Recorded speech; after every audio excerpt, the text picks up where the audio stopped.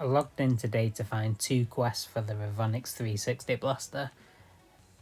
I'm nowhere near having this to level 10. I wasn't going to look at it at all, but 2 quests when I need to unlock the battle pass, I'm going to have a go at it.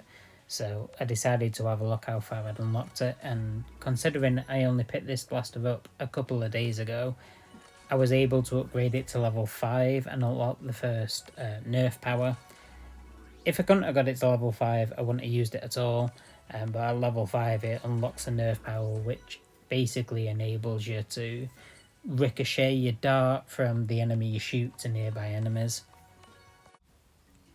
I've had a hard time using blasters at this level when the rest of my blasters are level 10 plus that I use regularly.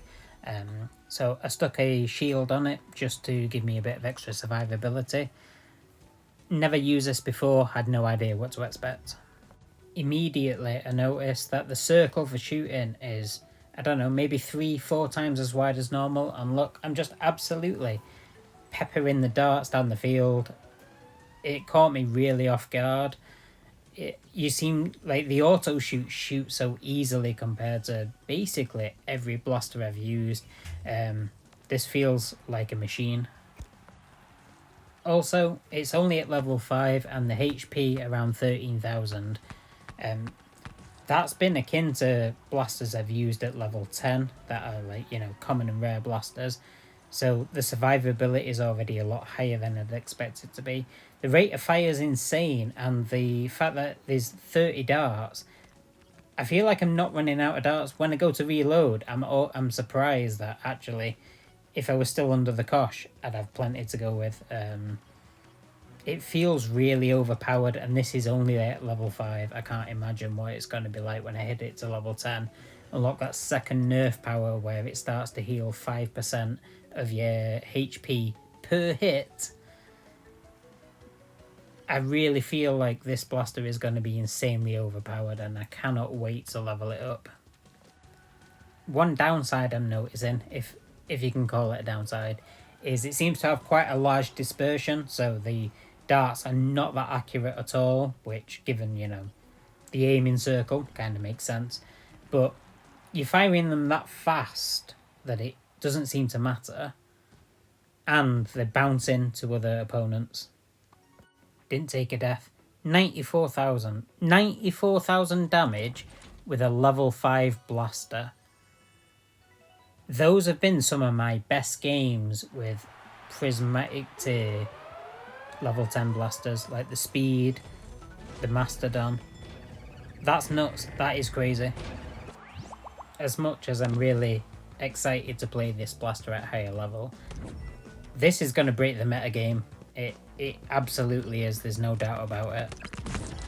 So see here now, you can see the ricochet. So I'm firing at one person and I'm hitting 2 or 3 of them at a time.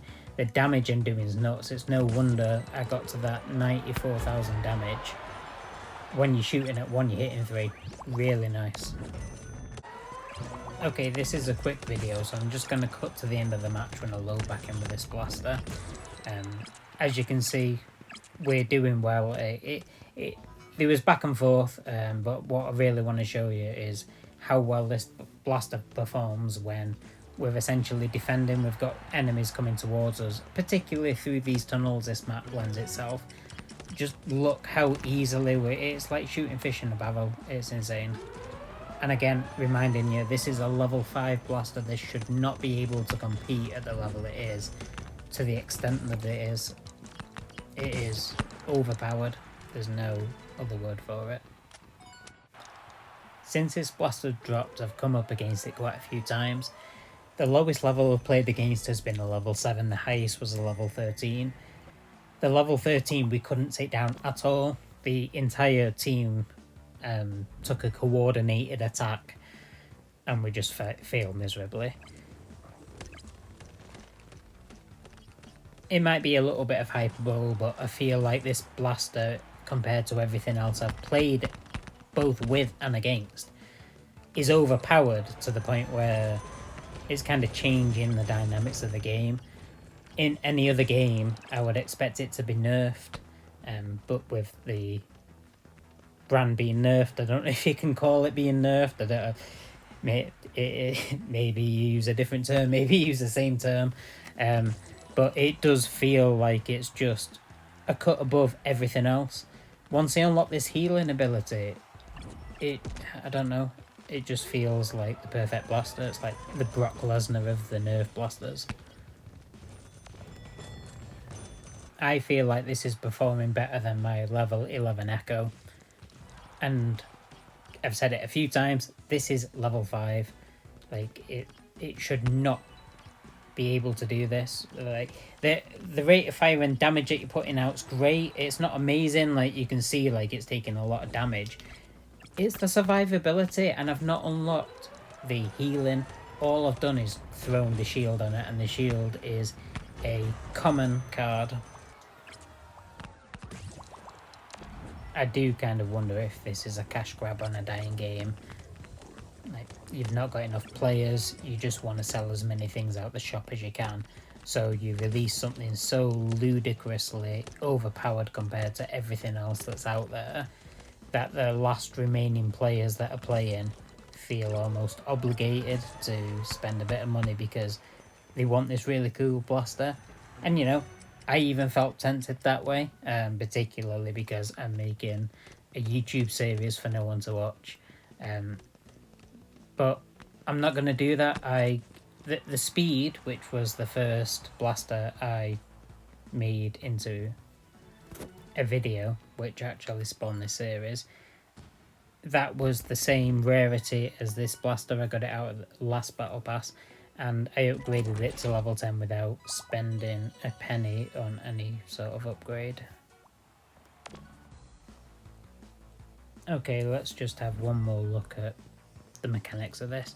So see from how far away and like how inaccurate the darts just start flying. This almost feels like a minigun, like, you know, an old school minigun, like just from far just start mowing fuckers down. It's got a crazy quick reload, and as soon as it's reloaded, it's primed and ready to go. Like, look, even at this distance, like, I'm taking people out as if I'm using some sort of like far range rifle, but at the same time, the dispersion's that high that when you're fighting up front and you're darting around, you're probably still gonna hit somebody. I don't know, it just seems well suited to all environments. Like here, I'm under the cosh a bit, but again, I'm just really laying down damage, and it enables me to win the one-on-one.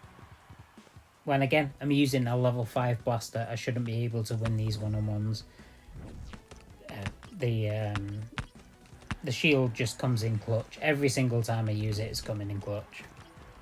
And I've picked up the second tag when I should have rightly been tagged.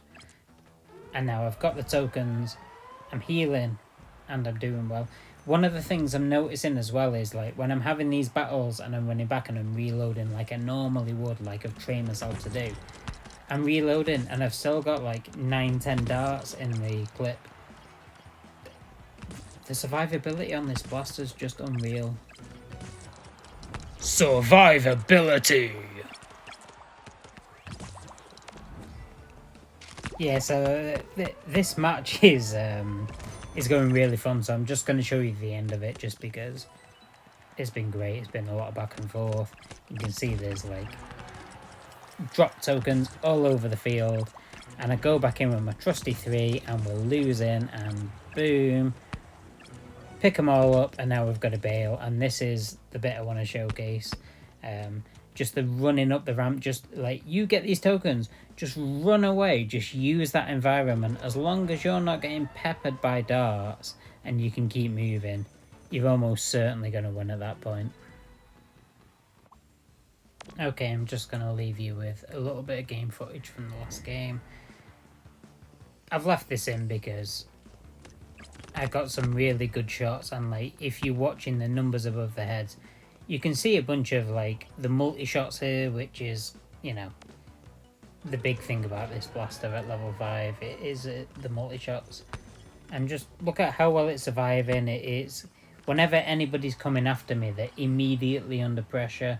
It's not like they can rush me without being, you know, hampered by darts. And I don't have massive reload time, so I'm not left vulnerable for significant amounts of time, which is what I feel like when I'm using the Mastodon. That blaster feels OP until the second you run out of darts, and then all of a sudden it feels like a dead weight. Not the case with this. Both the range and the dispersion means that I keep like just popping darts off, so I'm not really getting much chance to heal, but that shield comes back up now. Watch here, look how I can shoot the person who's around the corner. Nearly killed them without ever targeting them. That's the beauty. I've been hit by that move a few times.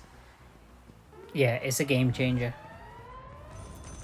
This blaster feels like it'll be able to easily replace both the Echo and the Mastodon. I'm a little bit reluctant to give up the Mastodon because I paid to upgrade it and it is a heavy blaster, but this is just superior. Okay, we do need to work on winning this game. Our opponents are quickly overwhelming us here, so just trying to get some of those tokens back. Did a good job there. The opponents had picked up 10, but they were on our side of the field, so they didn't really get much chance. I teleport over to the other side and then run up the back of their ramp. The reason I do this is because it's so unexpected that I feel like it's going to buy me at least 5 or 6 seconds of peace, which it does. And that is all you really need to create the separation to enable you to win pinball.